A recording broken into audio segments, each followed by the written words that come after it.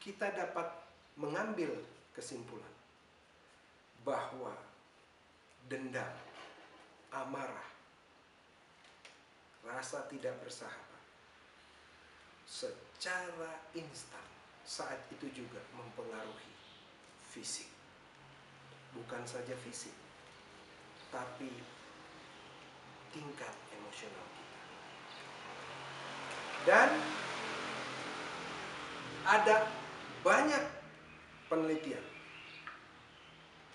45 khususnya penelitian yang berisikan memiliki kesimpulan bahwa kemarahan dan dendam secara signifikan berhubungan dengan penyakit jantung dan kematian dini. Untuk itu, pengampunan adalah satu-satunya cara untuk mengalahkan, menjadi obat dari amarah, dari rasa bermusuhan dan kepahitan hidup.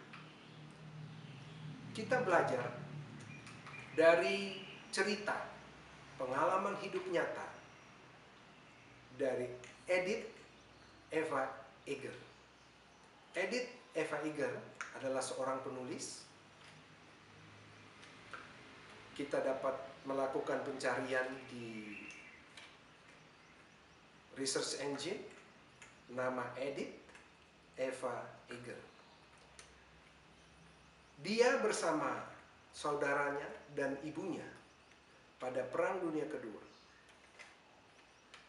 ditahan di kamp konsentrasi. Tidak lama dari pada saat penahanan mereka, ibunya dipisahkan dan dia coba terus mencari tahu kemana ibunya.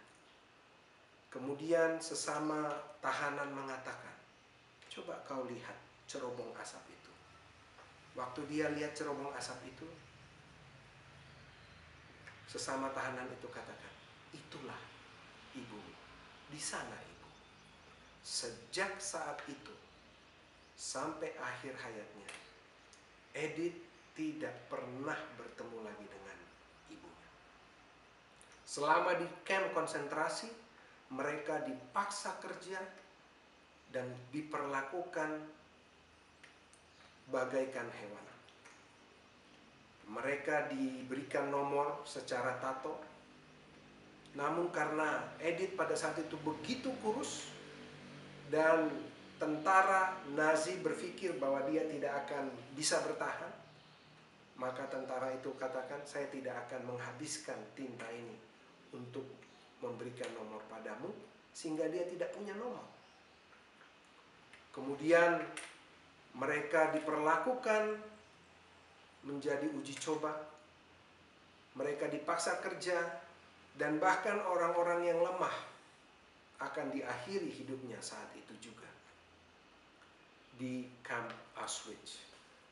Pada saat Perang Dunia Kedua berakhir, seorang tentara sekutu melihat pergelangan tangan Edith bergerak, sehingga dia coba menolong Edith, membawanya ke rumah sakit, sampai dia pulih. Kemudian dia bermigrasi ke Amerika. Kemudian dia melanjutkan pendidikannya dan dia menjadi seorang psikolog. Namun, walaupun secara profesi dia diajarkan untuk dapat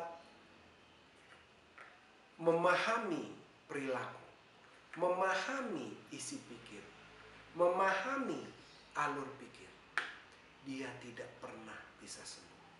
Bahkan pernikahannya pun terganggu karena dia memiliki trauma dan amarah dengan apa yang dia alami di kamp Auschwitz.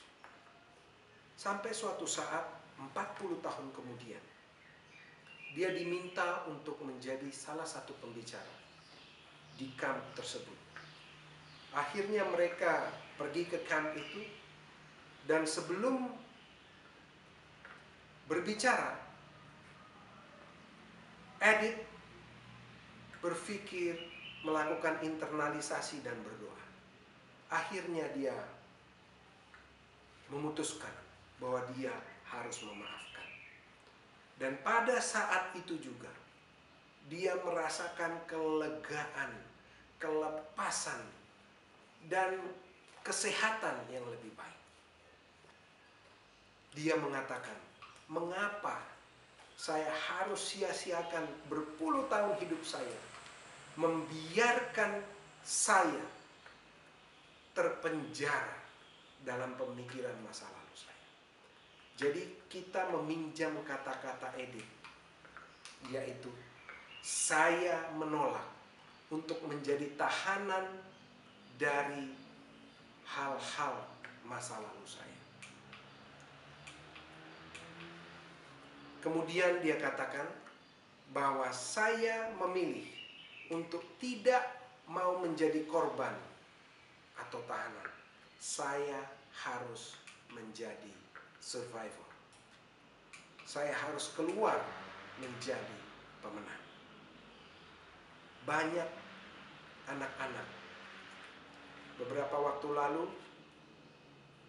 dalam pembimbingan studi S2 yang dilakukan di Cianjur, di bagian Jawa Barat. Cianjur adalah sebagai tempat di mana angka pelecehan seksual pada anak tertinggi. Apa yang kita dapat di sana? Begitu banyak anak-anak yang terlahir murni, namun memiliki trauma yang sangat pahit, mengalami pelecehan seksual yang dilakukan baik oleh keluarga sendiri, keluarga dekat, atau orang-orang yang dekat dengan keluarga mereka. Dan berdasarkan penelitian kepada orang-orang yang mengalami pelecehan seksual tersebut, mereka mengalami kesulitan yang luar biasa untuk lepas dari trauma itu. Bahkan trauma tersebut mempengaruhi kehidupan mereka. Untuk itu, kita sebagai perawat perlu memahami bagaimana mengarahkan pengobatan, mempromosikan pengampunan, dan langkah-langkahnya kepada anak-anak yang mengalami pelecehan seksual. Banyak keluarga terpecah, kekecewaan, pengkhianatan. Suami dan istri harus berpisah, mengorbankan hakikat anak-anak, orang ketiga, dan hal-hal lain menjadi penyebab terpecahnya keluarga yang sudah bersatu karena cinta. Bagaimana sebenarnya pengampunan bisa dilakukan? Dan apa yang harus saya ampuni? Ada beberapa langkah yang harus kita pahami, yang dapat saya simpulkan menjadi 3. Langkah pertama adalah kenali masalah masa lalu yang menghantui. Artinya, kita harus memahami, menyadari masalah yang kita alami. Kita tidak dapat mengubah masalah, tetapi kita bisa berbuat sesuatu untuk masa ini. Apakah kita memilih untuk terus dihantui oleh masa lalu, atau hendak berbuat sesuatu untuk kebaikan masa ini, kini, dan masa yang akan datang? Tergantung pilihan kita. Kemudian kita harus membuat pilihan untuk bebas dari masalah di masa lalu tersebut.